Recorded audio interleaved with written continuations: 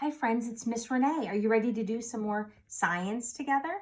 Today we're going to talk about your heart. I know we've talked a little bit about it in health class with Mrs. Bennett this year, so I thought we could talk a little more about it and then do an experiment together. So, your heart is a muscle. Did you know that? Inside your chest. It's about the size of your fist. If you make a fist and put it over to the left just a little bit of center, that's about how big your heart is. And your heart has a very important job.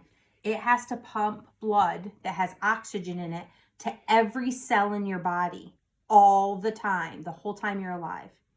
That's pretty important. So let's talk really quick about how the heart works. I'm going to show you a picture I drew. This is not really what your heart looks like. I'm not a very good artist, and I wanted it to be simple so you could see what I was talking about. But we're going to pretend this is your heart. Okay, and like I said, it's a muscle, and it constantly is pumping the blood. It has 4 chambers in your heart, 4 different parts, kind of like rooms in your house. Each room has its own job.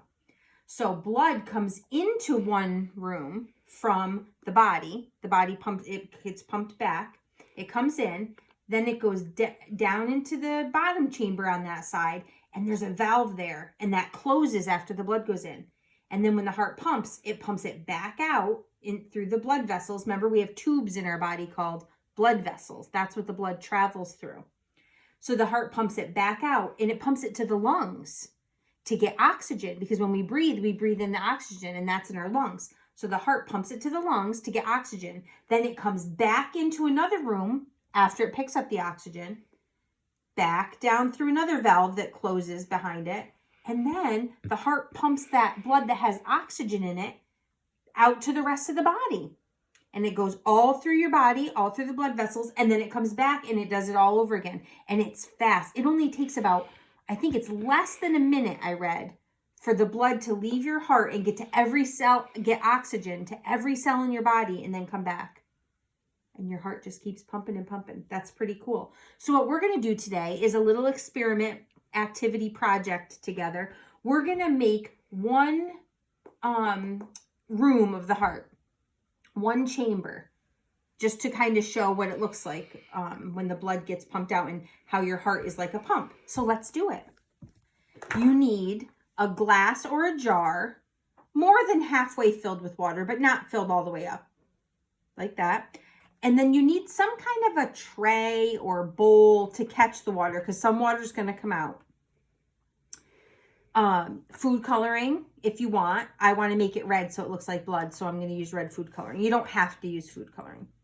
You need scissors, 1 balloon, and 2 straws. I like the bendy straws because then you can kind of control which way the blood or water squirts. It's stuck in there. So 2 straws, tape, and then something sharp because you're going to poke 2 holes in the balloon. I'm using a skewer from when I make kebabs with my family, but you can use whatever you have that will make holes.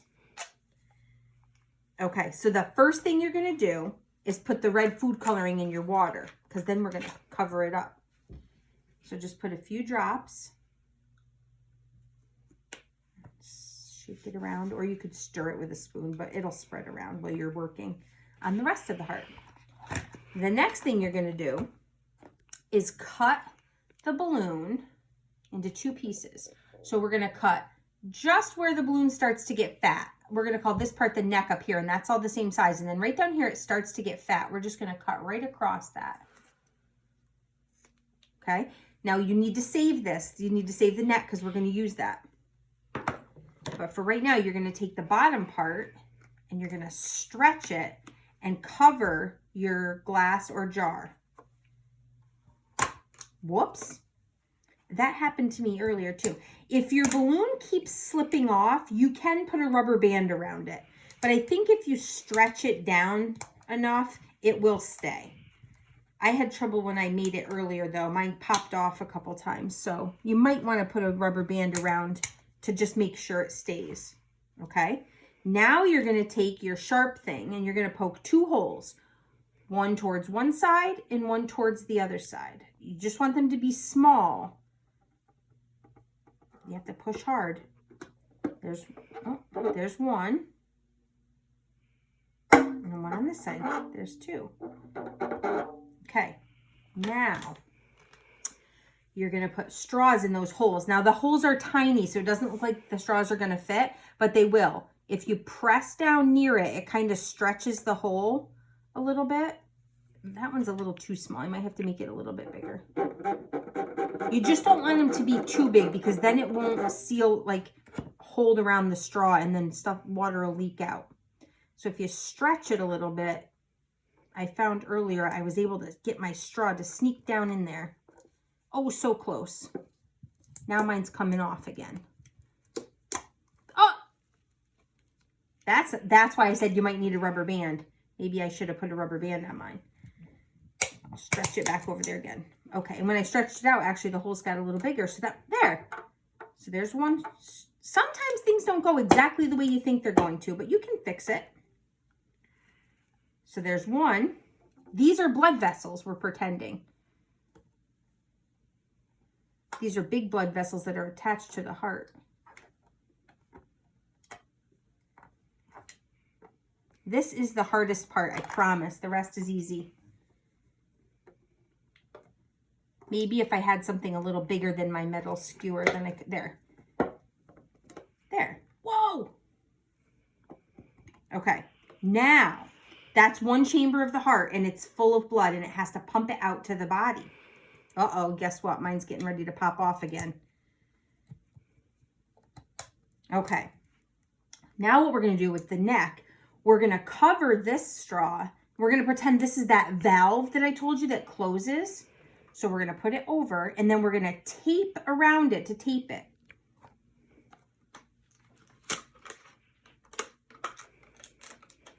Just like if the valve was there and it closed, so no blood can get through.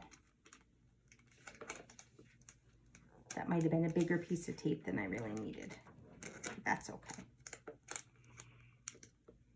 All right, now you can tape this end closed, or I'm going to use a clip because I want to show you later what happens if the valve stayed open. But for right now, I'm going to close it. I'm going to roll it over and I'm going to put a clip on it. All right, so here we go. Here is the chamber of our heart. And when you press down on this, it's just like the heart squeezing and pumping.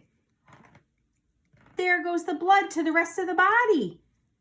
So if this was your heart, there would be another chamber up here, and that would have pushed blood down into this chamber. And then it closes the valve right here so that the blood can't go back up. It has to keep all going the way it's supposed to go.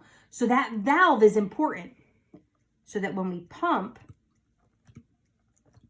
it goes up a little bit, but it can't get back into that other room in your heart. And it just keeps pumping. Your heart pumps constantly, all the time. So watch what happens if that valve's not there. Uh-oh. Blood is going back up into the chamber that it just came from. That would not be good. That would be a mess inside of our heart. So that's why we have valves inside. And look at that, mine popped off again. So that's how you make a model of a heart. Try this at home. It's a lot of fun. You can keep pressing. It's a little messy. My hands got a little red, but that's okay. Science is messy and fun sometimes. So remember, the important thing to remember about your heart is it's a muscle. And if you don't exercise and use your muscles, they get weak. So if I don't use this muscle very much, it gets really weak and then I can't lift heavy things. But if I exercise and use that muscle a lot, I get stronger and I can pick up heavier things. Same with your heart. The more you exercise it, the stronger it will be. So make sure that you guys are playing and running around and jumping and having fun. Keeps your heart healthy. Pretty cool, huh? So make your own heart model at home and then come back and see me soon and we'll do some more science together. Bye.